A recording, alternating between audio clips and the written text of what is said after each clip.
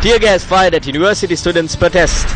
Who influenced the reopening of the Dumpy Distillery, which was shut down by the government of good governance? Director of the Yano project under house arrest. People affected stage a protest demanding fair compensation. Another councillor who submitted a letter against the Chief Minister receives a provincial ministerial position. Rifa Mustafa appointed as the new chairperson of the SARC Chamber of Women Entrepreneurs Council. It's the 17th of May 2017. Good evening and welcome. This is Prime Time News. I'm Sonali Vanigababige. And I'm Sandra Ferdinando. Let's take a look at your stories in detail. Police fired tear gas today to disperse the protest launched by the Inter-University Students' Federation against private universities. Now, interestingly, the protest was staged by the university students in violation of an enjoining order which was issued by court, preventing them from staging the protest. The Inter-University Students' Federation commenced the protest march from opposite the Fort Railway Station. Yesterday, the Chief Magistrate of Colombo issued an order preventing protests being staged in Colombo in a manner which obstructs the public.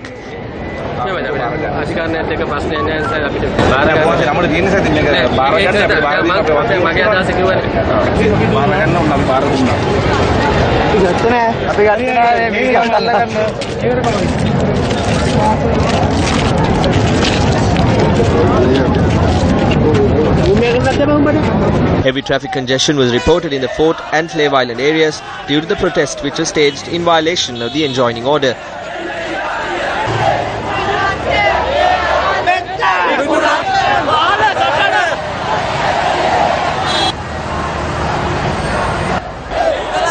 The protesters who attempted to march towards the University Grants Commission were obstructed at the Ibangula Junction by the police. The protesters then proceeded along Braybrook Street, Dawson Street and headed towards the Vihara Mahadevi Park.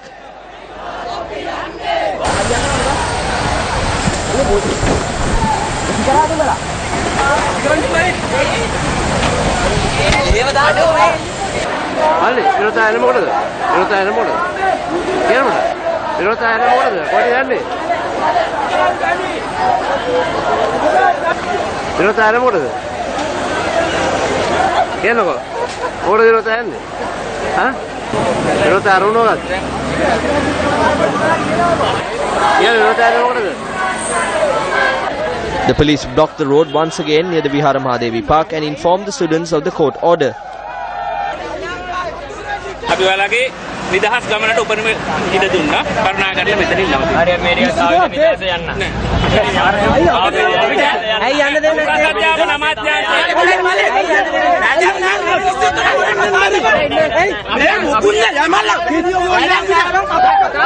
The student protesters disregarded the police and attempted to march forward. The police then resorted to firing tear gas at the protesters.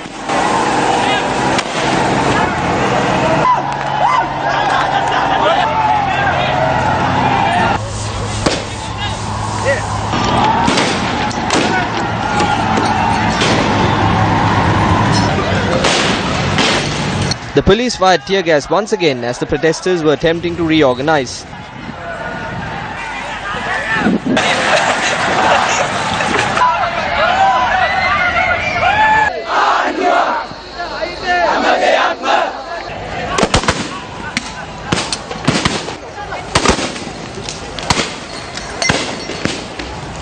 Several students who suffered injuries during the protest were admitted to the National Hospital.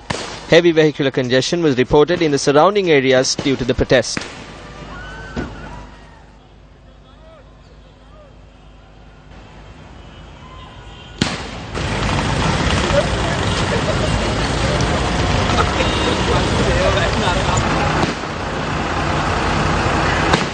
මේ වගේ දවස් වලට හැමෝම මේ වගේ කරගත්තම බාන්න අපි කොච්චර අසරණ වෙනවද කියලා පාරේ යන අය බාන්න ට්‍රැෆික් එක පාරේ මිනිස්සුන්ට මහජනයාට වදයක් නැති විදියට කරනවා නම් ඇත්තටම අපි සන්තෝෂයි මහජනයාට වද දෙන්න එපා කියලා අපි කියන්නේ මොනවා කියන්නද ඉතින් හැමදාම ඔය බණේ තමයි.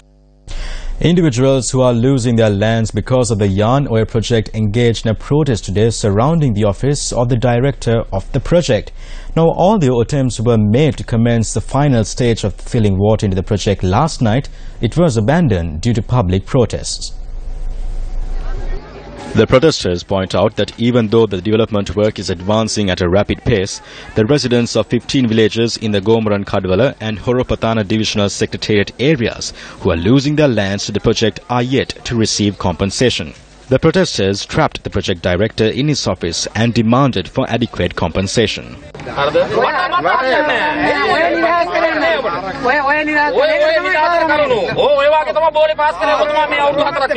The group has decided to remain at the location until they receive a proper response. I beg and ask the officials to get rid of this without fooling us. Show us the lands that will be given to the residents and build a bridge to help cross from one corner to the other. Furthermore, provide fair compensation and build the required houses in those respective lands that will be given. Once these requests are accommodated, you may commence operations here. Meanwhile, workers who arrived yesterday to commence work on the final stage of the project had to turn back due to the protests by area residents. Police from Horopatana and Gomaran Kadwala had to intervene to bring the situation under control. The Yano project, located in Wahakada, Horopatana, is a development project aimed at providing water to the farmers in the north central and eastern provinces as well as the Vani district. Once completed, the Yano development project will become the third largest water project in the country. The project, which is being built with funds from China, is due to be completed in August. Well, we do apologize for the technical failure that we experienced a few moments ago.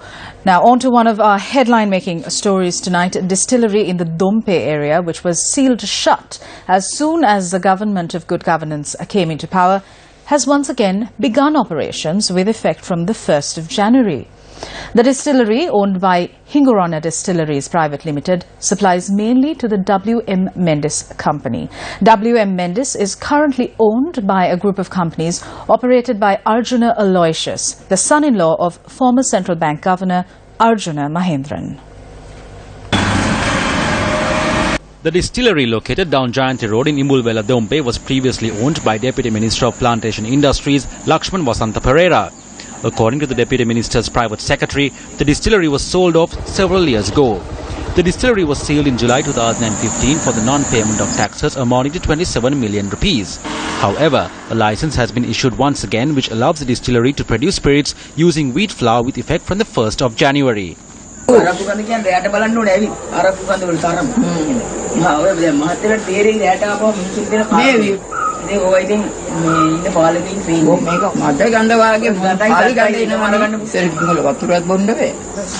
There is black smoke spewing out. All the trees in the area have turned pitch black. When Newsfirst visited the location, we were able to witness a black substance running across the drains in the area. Our crops die when oil is mixed with the water. We do not take the water from this well. During the rainy season, they release Goda into the drains. The paddy fields are completely destroyed. A majority of the spirits created by this distillery is purchased by the Mendes company. During the month of March, they purchased over 100,000 litres of spirits. The price of a litre of spirit is over 400 rupees.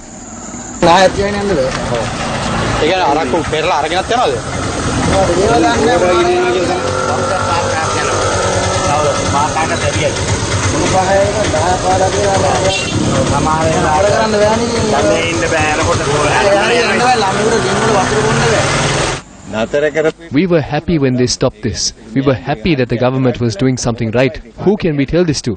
There is no point.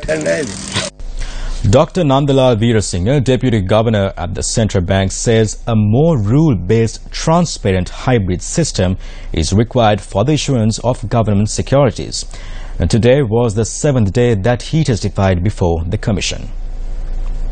Dr. Nandalal Veerasinghe testified on oath that the Auditor General's report on government securities for the period from 2008 to 2016 was never tabled or presented at the Monetary Board. This report was sent to present Governor Dr. Indrajit Kumaraswamy in January this year, and he had directed it to Deputy Governor P. Samarasiri to take any required measures as he overlooks the Public Debt Department. However, the volumes of this report had not been presented to the Monetary Board nor directed to the Public Debt Department by Deputy Governor P. Samarasiri. Dr. Nandalal Veerasinghe said If the report was presented to him, he would have raised questions on the allegations made by the Auditor General. He testified that based on the findings of the Auditor General's report, a proper inquiry needs to be made on the functions of the Public Debt Department. Meanwhile, Counsel Chanaka De Silva suggested to the witness that his 2017 New Year wish was to see Arjuna Mahendran gone from the central bank.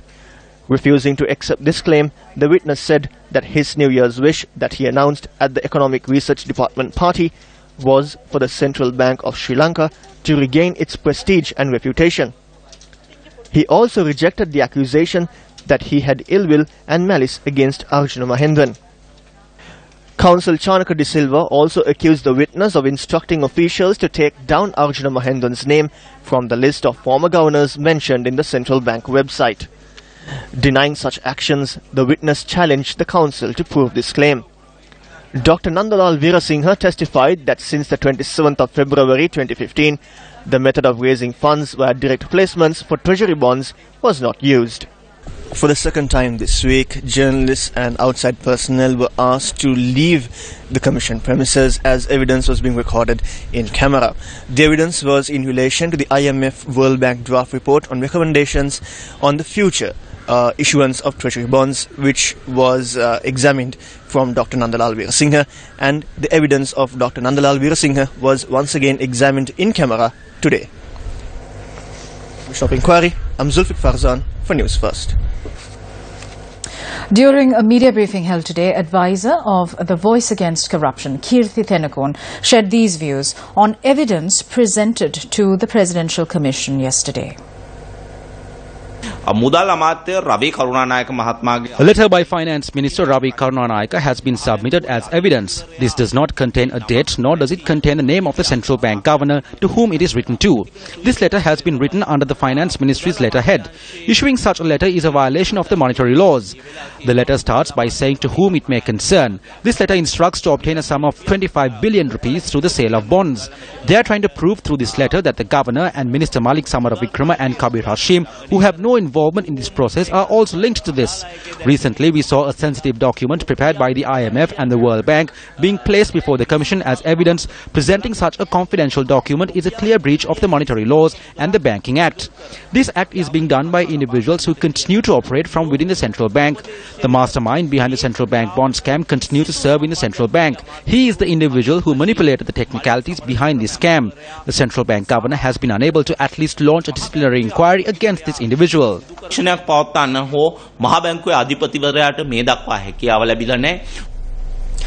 The Anti-Corruption Front revealed details of a deal by the Minister of Agriculture to rent a building in Rajagiriya which exceeds state estimates and identifies the landlord as a known acquaintance of the Prime Minister.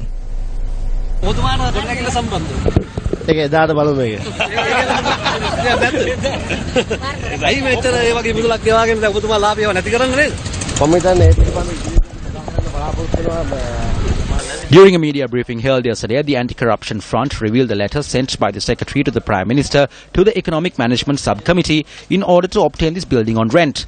The letter called for cabinet approval even though the rent of the building exceeds the state estimate.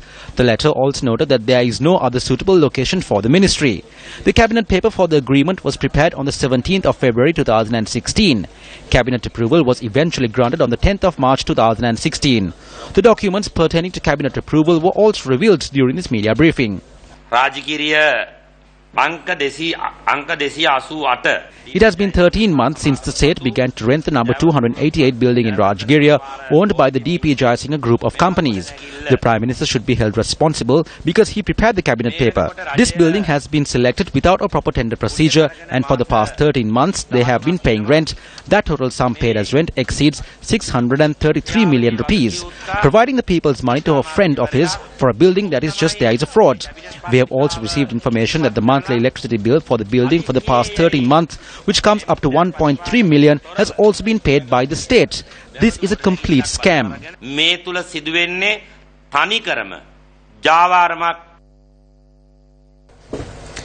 Prime Minister Ranil Wickremesinghe has called for more participation of women in the economic sphere. The Prime Minister made this statement while addressing the Women's Leadership Summit 2017, which was held in Colombo this morning.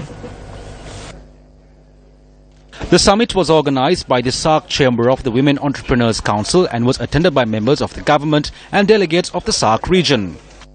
If you look at the space that's available for women in the economic sphere and the space that is occupied, there's much more to be covered. The space that is open may be 5 times or more than the space that is occupied.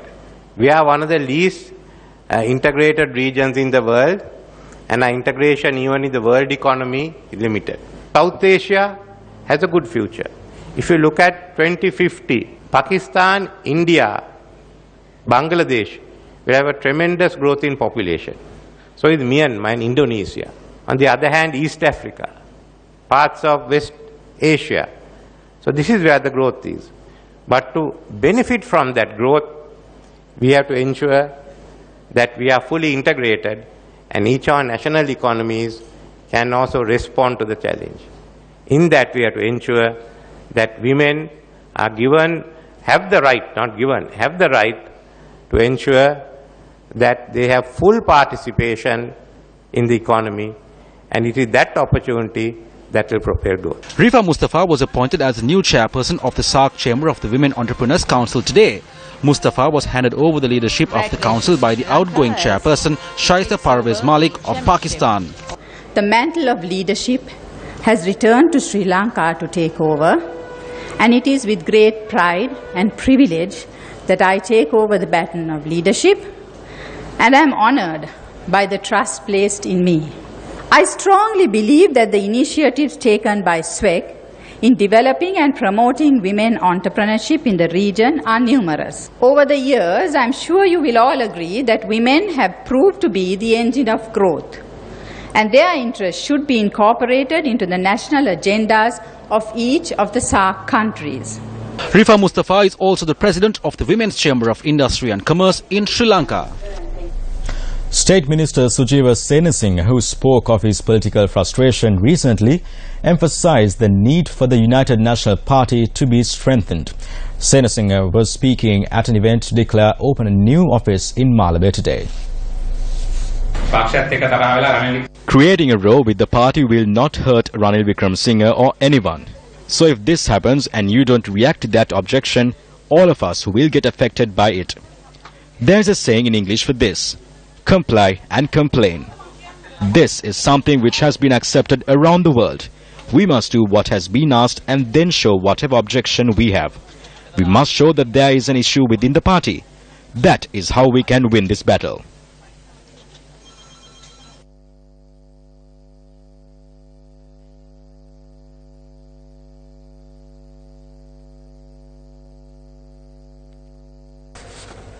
Minister Sarath Fonseca spoke to the media today during an event held in the Kalania area to raise awareness on dengue eradication.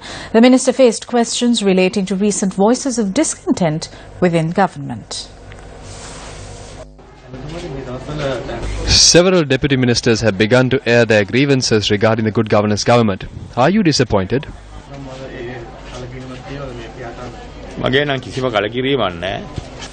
I'm not disappointed. Those who speak of these things are only highlighting their personal needs and are attempting to build up their character. I have no such issues. I have a good image which I don't need to build up.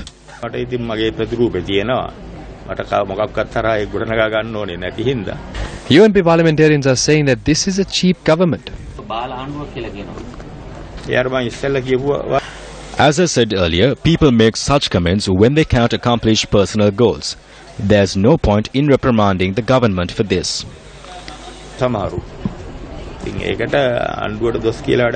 It seems like the president is conflicted about changing the cabinet of ministers. There was a definite statement saying that this will happen. Has this become an issue? I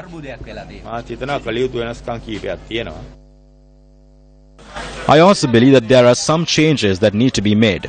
The president and the prime minister have reached a decision regarding me and my ministry. We have to accept what is given and work accordingly. As politicians, it is not right to express displeasure and demand things. Smoking in public places can lead to drastic actions from the police, as one man found out last night in the Denipiti area in Valikama Matara. The suspect, a resident of Vijatamawatha in Denipitiya, Valigama, was due to appear in court yesterday for smoking at the Mathura bus stand on the 22nd of April. However, he has never received the summons. When the police came to arrest him, the situation became heated.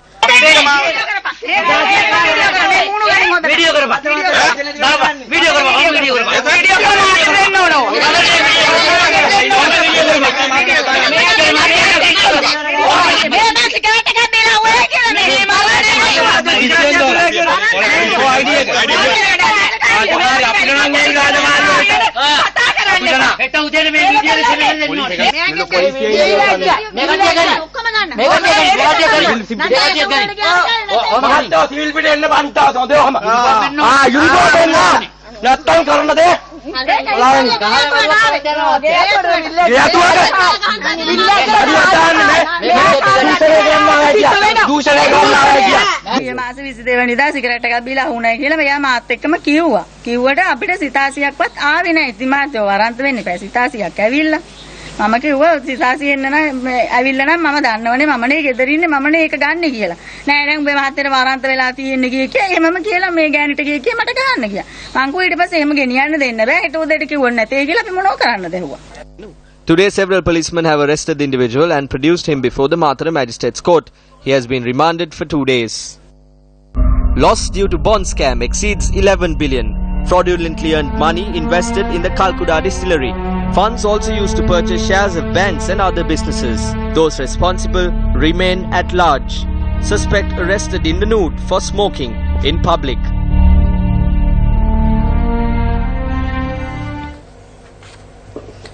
Member of the joint opposition MP Swapna Shanta was antagonistic when questioned during the Satana political program on our sister channel Sirasa TV last night. You were silent when Modi was in the country, but as soon as he left, you scolded him. Have the ECTA agreements been signed? Have they given the oil tanks? You are a member of parliament. You tell us whether this has happened or not. Which agreement in history was signed with the public being aware of it?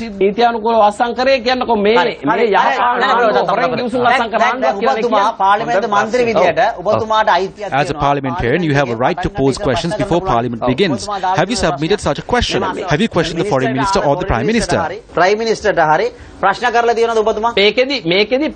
They say it has not been done yet. This is the answer they give. Who gave this answer? I have not come here after swallowing a memory chip.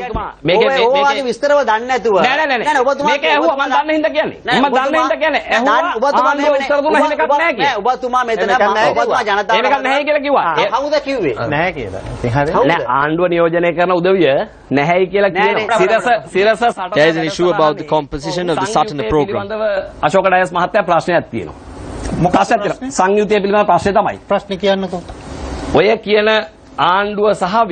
When the government and the so-called opposition are working together, 51 MPs of the joint opposition stands alone. Everyone here is from the government.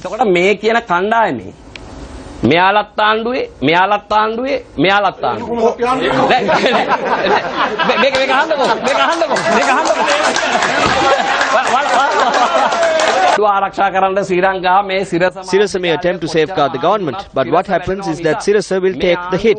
This government cannot be protected.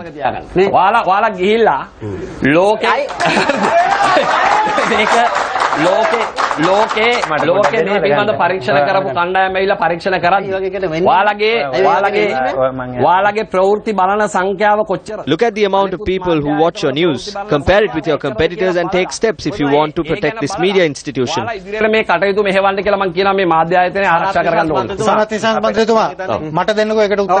me respond to that. We ask questions on behalf of the people. We did that when we were burnt down. We cannot be stopped. We will do what needs to be done, and the people know it. We are confident about the people who watch our network and how our channel is the #1 channel. We are proud of it and we have no doubts. Since they spoke about Sirasa, I have to say this.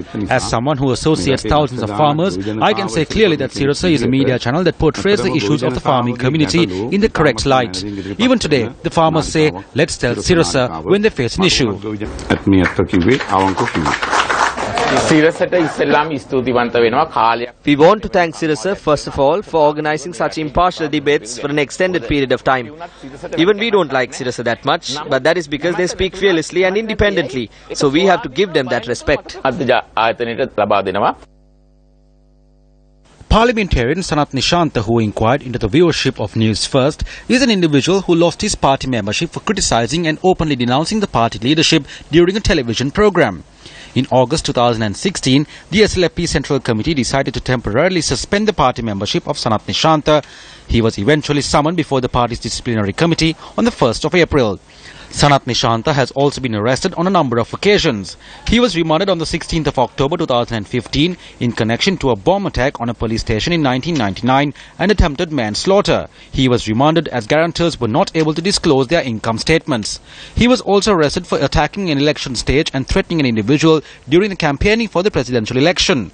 Charges have also been levelled against him in connection to a clash between two groups of the UPFA which caused injuries to 8 people. In addition, he is also linked to setting fire to 2 houses belonging to State Minister Palita Range Bandara and shooting at an election office in Anamadua, assaulting the son of former Deputy Minister Neomal Pereira, extortion, land racketeering, his brother assaulting and influencing state officials.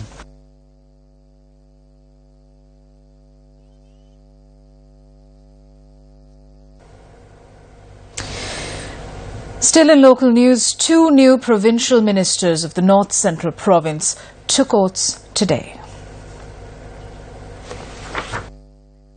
UPFA Madirigiriya organizer Sampath Srinilantha Wickramaratne took oaths as a provincial minister today, replacing RMDB Ratnayaka.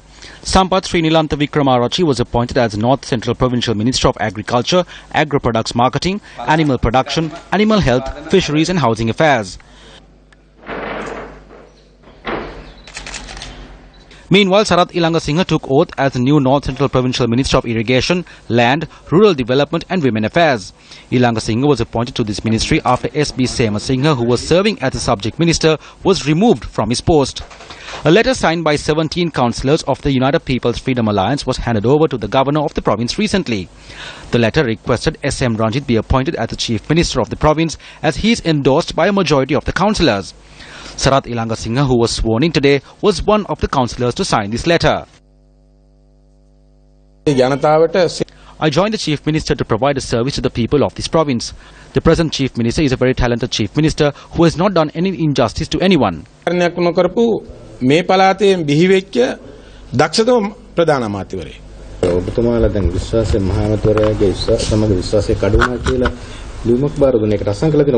Oh, yes, I signed it. We have not at any instance said that the Chief Minister of the North Central Provincial Council should be removed. We do not know whether something like that is mentioned in the letter that was handed over to the governor.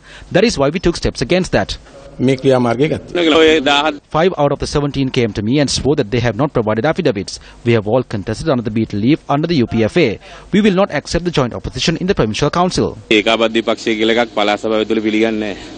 Out of the 17 provincial councillors who provided affidavits to topple the North Central Provincial Council, who will provide their support to the Chief Minister next? 50,000 rupees will be given to the person with the correct answer. Log on to www.newsfirst.lk. And that wraps up Prime Time News for tonight. I'm Sonali Wanigababudin. And I'm Sandra Ferdinando. Do take care and good night.